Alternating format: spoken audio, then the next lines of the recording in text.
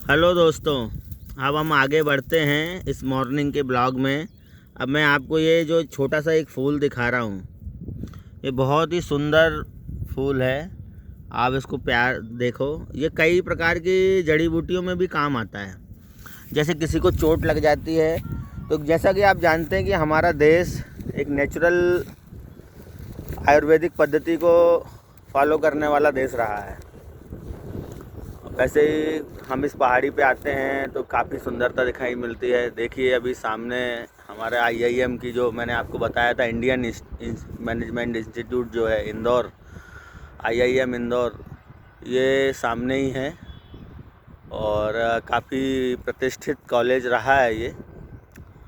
और जैसा कि मैंने आपको बताया था कि इस समय गेहूं की खेती हो रही है यहाँ पे। और ये आकड़े का पेड़ है, आपने इसके बारे में सुना होगा। भगवान भोलेनाथ के ऊपर इसके फूल चढ़ाए जाते हैं। देखो कितना सुंदर फूल होता है ये। जैसा कि मैं आपको दिखा रहा हूँ। और इसकी जड़ की बहुत ही स्पेशलिटी है। ये जब ये पेड़ बहुत पुराना हो जाता है, तो जब इसकी जड़ निकाली जाती है, और इस जड़ का ऐसा महत्व माना जाता है कि भगवान गणेश इसकी जड़ में वास करते हैं। इस प्रकृति का मूल तो शिव है, और ऐसा माना गया है कि आंकड़े की जड़ के जो गणेश जी की पूजा करते हैं, उससे जीवन में काफ़ी शांति मिलती है। और भगवान बड़े गणेश तो वैसे भी माना गया है कि रिद्धि और सिद्धि के दाता हैं। और मेरी यही शुभकामनाएं हैं कि आप सब जीवन में खुशहाल रहें, संघर्ष करें और आगे बढ़ें। देखो मैं ये कांटों भरे रास्ते से निकल रहा हूँ। ये बबूल का पेड़ है। यहाँ पे आपको पहाड़ी के ऊपर बबूल, बेर, यही सब पेड़ मिलते हैं। इस पेड़ को, ये जंगल इमली का पेड़ है, खाने में काफ़ी मीठी होती है। अब मैं आपको एक बहुत ही स्पेशल पेड़ से दिखाने जा रहा हूँ, जिसको टेसू कहते हैं। ये देखिए, हम ये टेसू के पेड़ के पास में आ रहे हैं। टेसू और छेवले का पेड़ भी कहा जाता है, और इसका उपयोग प्राकृतिक रंग बनाने में किया जाता है। और होली के आसपास ही इस पेड़ में फूल लगते हैं, और ये बहुत ही सुंदर फूल होता है। और इसके फूल से कलर बनाए जाते हैं, रंग बनाए जाते हैं, जो प्राकृतिक रंग कहते हैं। देखिए मैं आपको दिखा रहा हूँ, कितना सुंदर, अद्भुत। प्रकृति ने कहीं पे भी कुछ कमी नहीं छोड़ी है। प्रकृति ने हमारे आसपास सभी प्रकार के कलर, हमारे जीवन को रंगों से भरने की भरपूर कोशिश करी है।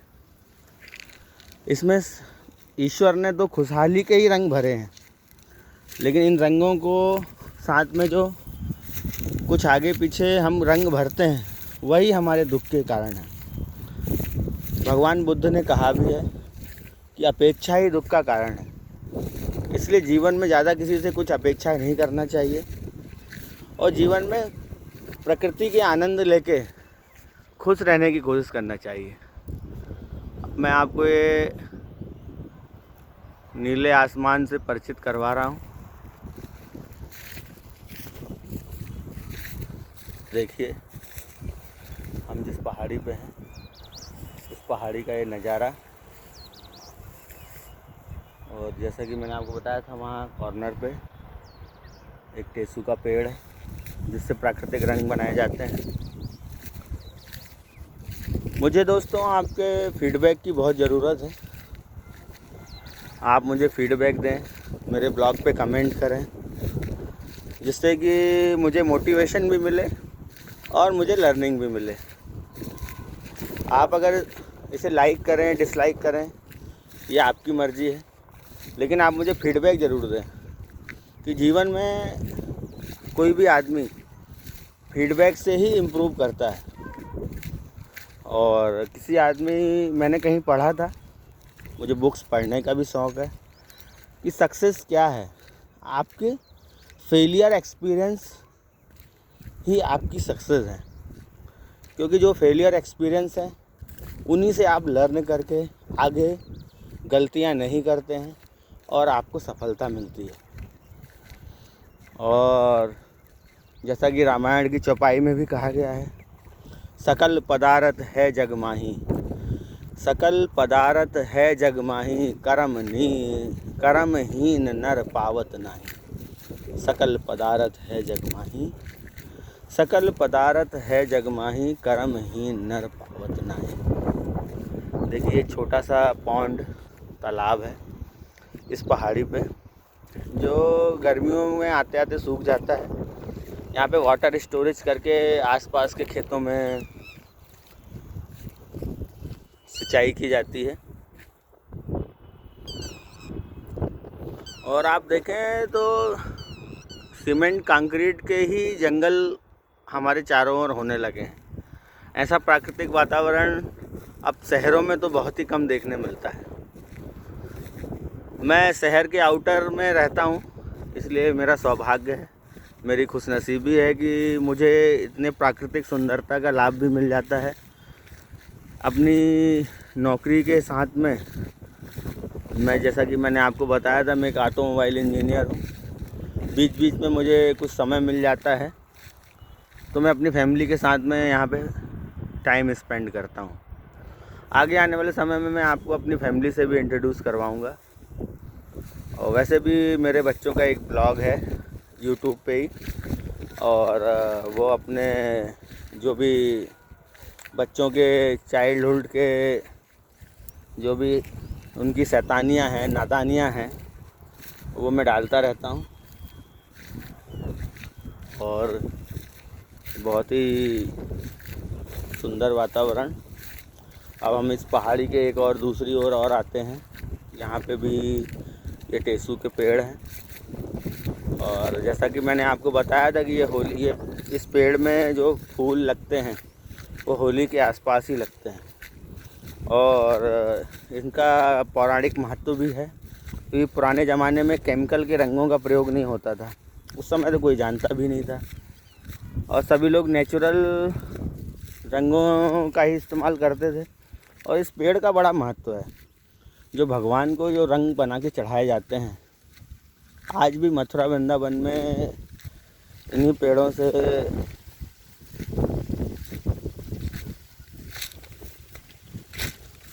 देखिए, इस फूल को मैं आपको नज़दीक से दिखा रहा हूँ।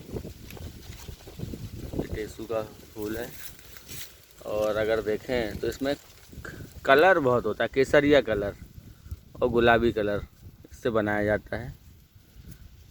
इसमें ये देखिए, आपको दिख रहा होगा, केसरिया रंग का ये प्रतीक माना गया है। और हिंदू धर्म में केसरिया यानी कि भगवा का बहुत ही महत्व है।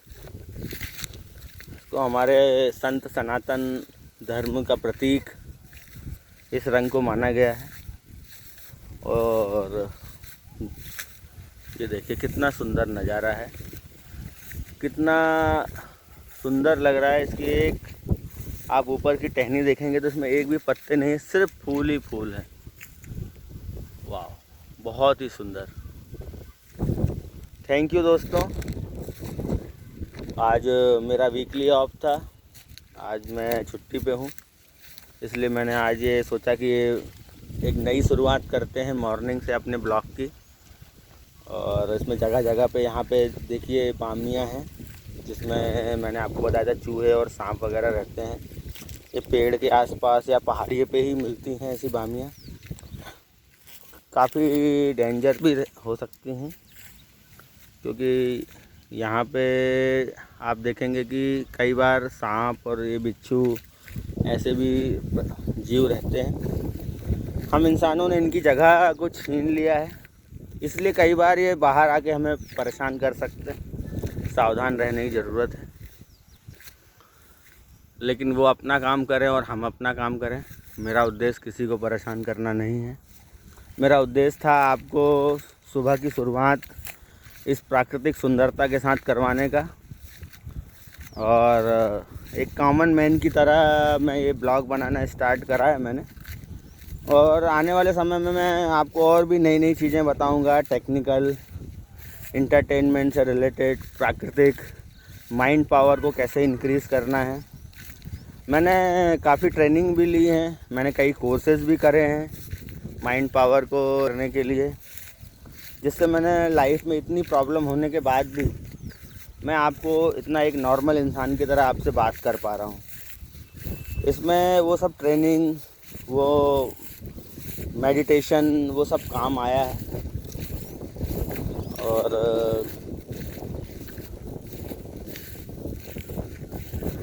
देखिए इस पेड़ को देखिए,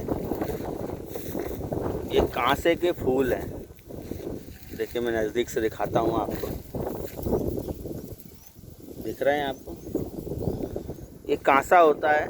ऐसा माना जाता है पुराने समय में ऐसा कोई टाइम और कैलेंडर तो हुआ नहीं करता था। मेरे दादाजी बताते थे कि जब ये कांसा दो बार फूलता है। एक बार जब ये बरसात ख़त्म होने वाली रहती है तब, और जब दूसरी बार ये ठंड ख़त्म होने वाली रहती है तब। ऐसी बहुत सारी चीज़ें हैं। देखिए यहाँ पे क्या पड़ा हुआ है, ये किसी जानवर का अवशेष है, कोई जानवर कभी मरा होगा।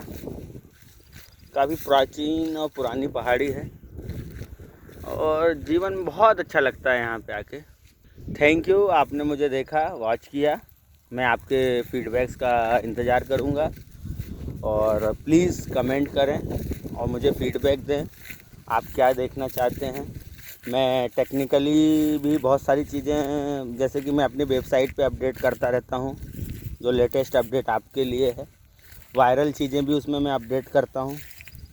और मेरा एक माइंड पावर फॉर लाइफ एक और वेबसाइट है जिसमें मैं ब्लॉग लिखता हूँ, जिसमें मैं मेंटल रिलेटेड जो भी इशू हैं, क्योंकि मैंने साइकोलॉजी में बीए भी कर रखा है, इंग्लिश लिटरेचर में भी मैंने आगे पढ़ाई की है, मैं टेक्निकल भी हूँ, एक ऑटोमोबाइल इंजीनियर भी हूँ। तो मुझे काफ़ी शौक़ रहा है इन सब चीज़ों का, और मुझसे जो भी बेस्ट ऑफ मेरे नॉलेज में होंगी चीज़ें, मैं आपकी प्रॉब्लम को सॉल्व करने की या आपको लाइफ में एक नई दिशा पाने के लिए, संघर्ष करने के लिए मोटिवेट भी करूँगा। और आप कभी भी मुझे मेल कर सकते हैं, मैं डिस्क्रिप्शन में आपको अपनी मेल आईडी वगैरह, अपना नंबर भी प्रोवाइड कर दूँगा। किसी को मुझसे पर्सनल कांटेक्ट करना है, कुछ सलाह करना है, तो एक बड़े भाई के नाते, एक दोस्त के नाते आप जो है मुझसे कांटेक्ट कर सकते हैं। और इसी सुबह की शुरुआत के साथ इस पहाड़ी पे बैठ के जो मैं आपको दिखाना चाह रहा था, बहुत ही अच्छा लगता है। और thank you to all the best, keep growing, keep learning, keep supporting. अपने से छोटों को प्यार दें, अपने बड़ों का सम्मान करें। Wish you all the best, good bye, take care.